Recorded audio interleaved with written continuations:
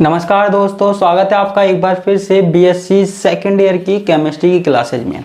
देखो, हम बात कर रहे थे ऑर्गेनिक केमिस्ट्री में इलेक्ट्रोमैग्नेटिक स्पेक्ट्रम की, जिसमें मैंने आपको पिछली दो क्लासेज में वुडवर्ड-फीजर नियम के बारे में बताया था, जो किसके लिए है, 1,3-ब्यूटाडाइईन के लिए है। ठीक है, देखो अब मेरे पास कुछ सवाल आए कि थोड़े से और एग्जाम्पल करवाइए सर।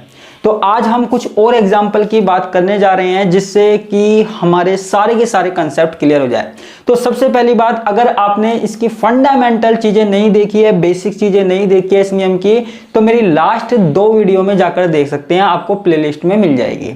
ठीक है, तो आज हम बात कर रहे हैं वुडवर्ड-फीजर नियम के कुछ एग्जाम्पल की, जिससे हमको यह अच्छी तरह समझ में आ सके।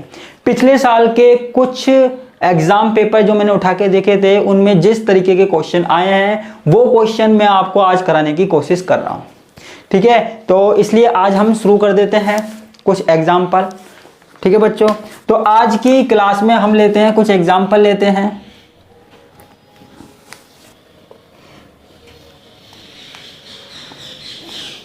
जैसे हमारे पास ये कोई स्ट्रक्चर है, ठीक है, ये कोई स्ट्रक्चर है।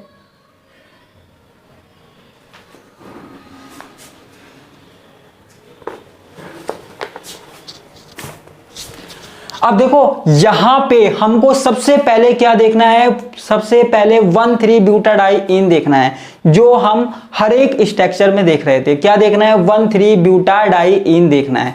तो 1,3-ब्यूटाडाइईन कहां है, ये यहां है। ठीक है, ये कहां है, ये यहां है। अच्छा देखो, मैंने आपको बताया था 1,3-ब्यूटाडाइईन देखते हैं तो सबसे पहले हमको क्या लिखना होता है, मूल मान लिखना होता है। क्या लिखना होता है, मूल मान लिखना होता है। ठीक है बच्चों, देखो आपके पास जो भी वैल्यू है वो आपको साइड में लिखी हुई दिख रही होगी, जो मैंने आपको कल बताई थी। ठीक है, तो मूल मान में मैंने आपको बताया था जो 1,3-ब्यूटाडाइईन होता है वो तीन प्रकार से हो सकता है। एक तो श्रृंखला के रूप में, एक वलय के रूप में। वलय में भी क्या हो सकता है, एक ही रिंग में दो डबल बॉन्ड हो सकते हैं, या अलग अलग रिंग में दो डबल बॉन्ड हो सकते हैं। अब यहां पे हो क्या रहा है, यहां पे आप देख सकते हो अलग अलग रिंग में दो डबल बॉन्ड है। ठीक है, एक डबल बॉन्ड यहां और एक डबल बॉन्ड यहां, यानी कि ये कैसी संरचना है, ये विषम वलयाकार संरचना है। कैसी संरचना है, विषम चक्रीय संरचना है। ठीक है, इसलिए यहां पे जो मूल मान है लैम्ब्डा मैक्सिमम का मूल मान है वो कितना होगा, यहां पे वो होगा 214 नैनोमीटर। क्या होगा बच्चों, 214 नैनोमीटर यहां पे होगा। ठीक है, लैम्ब्डा मैक्सिमम का मूल मान। उसके बाद हमको क्या देखना है, उसके बाद अगर आप इसको हटाकर अलग कर दोगे, आपको अगर इसको हटा के अलग करना है तो आप इसको कहां से तोड़ोगे, आप इसको एक तो यहां से तोड़ोगे, एक कहां से तोड़ोगे, दो, एक कहां से तोड़ोगे, तीन। ठीक है, तीन जगह से आप यहां पे तोड़ सकते हो। ठीक है, तो यहां पे वलय अवशेष, जितनी जगह से आपने इसको तोड़ा वो क्या है, वलय अवशेष, यानी कि रिंग रेजिड्यू। ठीक है, देखो जहां से भी आप तोड़ोगे, जितनी जगह से भी आप तोड़ोगे, एक बॉन्ड तोड़ने के लिए कितनी वैल्यू होती है, 5 नैनोमीटर होती है। आपने कितनी जगह से तोड़ा, 1 2 3। ठीक है, एक तो यहां से, एक यहां से, एक यहां से, आपने 3 जगह से तोड़ा। ठीक है, तो यहां पे वैल्यू क्या आ जाएगी, 5 × 3 = 15 नैनोमीटर। ठीक है, ये आपके पास क्या आ जाएगा, 15 नैनोमीटर आ जाएगा वलय अवशेष। ठीक है बच्चों, उसके बाद हम आगे की बात करते हैं। आगे हमारे पास क्या है, आगे देखो एक ग्रुप यहां जुड़ा हुआ है, कोई डी ग्रुप जुड़ा हुआ है, ये कोई प्रतिस्थापी जुड़ा हुआ है। क्या जुड़ा हुआ है, प्रतिस्थापी जुड़ा हुआ है। जब भी आपके पास कोई प्रतिस्थापी जुड़ा हुआ हो तो उसकी वैल्यू कितनी होती है, उसकी वैल्यू होती है 5 नैनोमीटर। क्या होती है, 5 नैनोमीटर। ठीक है, तो यहां पे क्या हो गई, 5 नैनोमीटर हो गई। उसके बाद और कुछ दिख रहा है क्या आपको, दिख रहा है, दिख रहा है, नहीं दिख रहा, आप यहां पे ध्यान से देखने की कोशिश कीजिए। मैंने और भी चीजें बताई थी। देखो मैंने आपको बताया था एक बाह्य चक्रीय द्विबंध, बाह्य चक्रीय द्विबंध, एक्सोसाइक्लिक डबल बॉन्ड। ठीक है, देखो ये हमारे पास रिंग है ना, इस रिंग के बिल्कुल बाहर ये डबल बॉन्ड है, ये डबल बॉन्ड है। मैंने आपको बताया था अगर कोई रिंग है और उसके बिल्कुल बाहर इस तरीके से डबल बॉन्ड है तो उसको हम क्या बोलते हैं, एक्सोसाइक्लिक डबल बॉन्ड बोलते हैं, और उसकी वैल्यू कितनी होती है, 5 नैनोमीटर होती है। ठीक है बच्चों, अब मैंने क्या किया, इनका टोटल कर दिया, इनका टोटल कर दीजिए आप, तो इनका टोटल करने पे आपको क्या मिलेगा, देखो 214 और ये 15 और 5 20 है ना, तो 234 और 5 कितने हो गए, यहां पे कुल मान कितना हो गया, कुल मान लैम्बडा मैक्सिमम का कुल मान कितना हो गया, 239 नैनोमीटर। कितना हो गया बच्चों, 239 नैनोमीटर यहां पे वैल्यू हो गई। ठीक है, ये हमारे पास एक एग्जांपल हो गया। ठीक है बच्चों, आगे और भी एग्जांपल देखते हैं हम, इसको हम मिटा देते हैं, आप उतार लेना। ठीक है, इसको मैं मिटा देता हूं।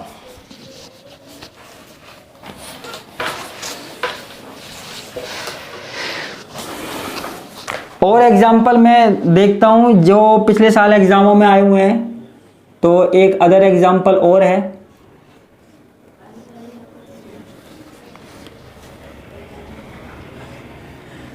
देखो इसके कंसेप्ट, अगर कोई पहली बार आया है और इसके कंसेप्ट देखने हैं तो आप पिछली वाली वीडियो में जाकर देख सकते हो। किसमें, पिछली वाली वीडियो में। अब देखो ये वाली संरचना है, यहां पे सबसे पहले हमको क्या निकालना है, मूल मान निकालना है। क्या निकालना है, मूल मान निकालना है। मूल मान जो होता है ना लैम्बडा मैक्सिमम का, वो निकालना है।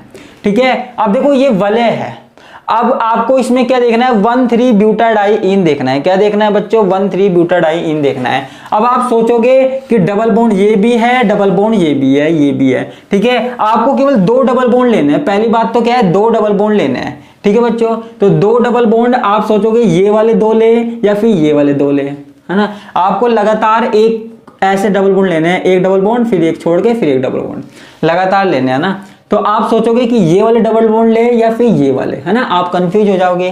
तो मैं आपको बता दूं, अगर आपके पास कोई ऐसी कंडीशन आ जाती है जहां पे इस तरीके से डबल बॉन्ड है, तो आपको वो डबल बॉन्ड देखने हैं जो एक ही वलय के अंदर हो, जो एक ही वलय के अंदर हो। जो अलग अलग वलय के अंदर है उनको नहीं देखना है, जो एक ही वलय के अंदर है उनको देखना है। तो यहां पे मूल मान लैम्बडा मैक्सिमम का क्या हो गया, मूल मान लैम्बडा मैक्सिमम का क्या हो गया, 253 नैनोमीटर। ठीक है, मूल मान लैम्बडा मैक्सिमम का क्या हो गया बच्चों, 253 नैनोमीटर यहां पे हो गया। ठीक है, उसके बाद और चीजें देखते हैं। क्या देखते हैं, अब देखो यहां पे एक चीज और देखते हैं। हमने यहां पे ये ले लिया है ना, ठीक है, इसके लिए वैल्यू 253 नैनोमीटर क्योंकि एक वलय के अंदर आ रहा है। क्लियर है, क्लियर है बच्चा पार्टी। अब देखो यहां पे इसके बाद एक डबल बॉन्ड आ रहा है। ठीक है, तो मैंने आपको बताया था अगर एक के बाद एक डबल बॉन्ड आ जाए यानी कि समयुग्मन का विस्तार हो जाए, समयुग्मन यानी कि कॉन्जुगेशन, यानी कि एक डबल बॉन्ड एक्स्ट्रा आ रहा है या और भी डबल बॉन्ड एक्स्ट्रा आ रहे हैं, तो उसको क्या बोलते हैं, समयुग्मन का विस्तार करने वाला द्विबंध, करने वाला द्विबंध। ठीक है, ये कॉन्जुगेशन का एक्सटेंशन कर रहा है, समयुग्मन का विस्तार कर रहा है। ठीक है, समयुग्मन का विस्तार करने वाला द्विबंध, इसके लिए कितनी वैल्यू होती है हमारे पास, इसके लिए होती है 30 नैनोमीटर। मैंने आपको बताया था पिछली क्लास में। ठीक है, कितनी होती है, 30 नैनोमीटर यहां पे होती है। ठीक है बच्चा पार्टी, उसके बाद आगे की बात करते हैं। उसके बाद हमको इसे तोड़ना है, हमको इसे तोड़ना है। ठीक है, मान लीजिए इसको तोड़ना है। देखो जब हमारे पास कुछ इस तरीके से आ जाए, कुछ इस तरीके से वैल्यू आ जाए, तो हम यहां से नहीं यहां से तोड़ेंगे। ठीक है, हम पूरे को लेते हैं ना, तो तोड़ेंगे सिर्फ यहां से नहीं यहां से तोड़ेंगे। या अगर आप यहां से भी तोड़ो तो कोई दिक्कत नहीं है। तो अब यहां से आप तोड़ोगे, कैसे तोड़ोगे, हैं? मान लीजिए आपको वलय अवशेष निकालने हैं, वलय अवशेष निकालने हैं। रिंग रेजिड्यू निकालना है। ठीक है, तो अगर आप इसको लोगे तो आप यहां से तो तोड़ना है, आपको ब्रेक करना है। ठीक है, आप यहां से भी ब्रेक कर सकते हो, यहां से भी ब्रेक कर सकते हो। ठीक है, आपको कुछ बुक में इस तरीके से मिल जाएगा ब्रेक किया हुआ। तो वलय अवशेष कितने हो जाएंगे, 5 × 3 15 नैनोमीटर। ठीक है, हो सकता है कुछ बुक में इस तरीके से किया हो, जैसे एक बार यहां से ब्रेक कर दिया, ठीक है, एक यहां से ब्रेक कर दिया और एक यहां से ब्रेक कर दिया, वो भी सही है। ठीक है, तो कैसे भी हो सकता है, 3 तो ये हो सकते हैं। ठीक है बच्चों, तो ये हमारे पास क्या हो गया, 15 नैनोमीटर हो गया। ठीक है, अब उसके बाद देखो एक डबल बॉन्ड इस वाली रिंग के बिल्कुल बाहर, ये क्या आ रहा है, एक डबल बॉन्ड आ रहा है। डबल बॉन्ड यानी कि बाह्य चक्रीय द्विबंध, एक्सोसाइक्लिक डबल बॉन्ड। और एक्सोसाइक्लिक डबल बॉन्ड की वैल्यू कितनी होती है, वो होती है 5 नैनोमीटर। कितनी होती है, 5 नैनोमीटर। तो यहां पे कुल लैम्डा मैक्सिमम कितना हो जाएगा, 303 नैनोमीटर हो जाएगा। जोड़ लेना आप, मेरी मैथ कमजोर है। 5 है ना, 5 10 11 12 13 ठीक ही होगा ना। तो यहां पे कितना हो जाएगा, 303 नैनोमीटर यहां पे वैल्यू हो जाएगी। तो आप किसी भी एग्जाम्पल का इस तरीके से आप लैम्डा मैक्सिमम निकाल सकते हो, लैम्डा मैक्सिमम की वैल्यू निकाल सकते हैं। ठीक है, और भी बहुत सारे एग्जाम्पल है। अगर आप सोल्व पेपर उठाओगे, बुक उठाओगे, तो वहां पे कितने ही एग्जाम्पल होंगे जो आप सोल्व कर सकते हो। ठीक है, तो आप कोशिश करना ज्यादा से ज्यादा एग्जाम्पल सोल्व करने की, जिससे आपको अच्छी तरीके से समझ में आ सके। ठीक है, तो आज हम सिर्फ इतना ही पढ़ेंगे, इनके एग्जाम्पल है ना, आप करके देखिएगा। और जो नेक्स्ट टॉपिक है हम नेक्स्ट क्लास में पढ़ेंगे। तो इसके साथ मैं आपसे विदा लेता हूं। धन्यवाद, नमस्कार, बाय बाय।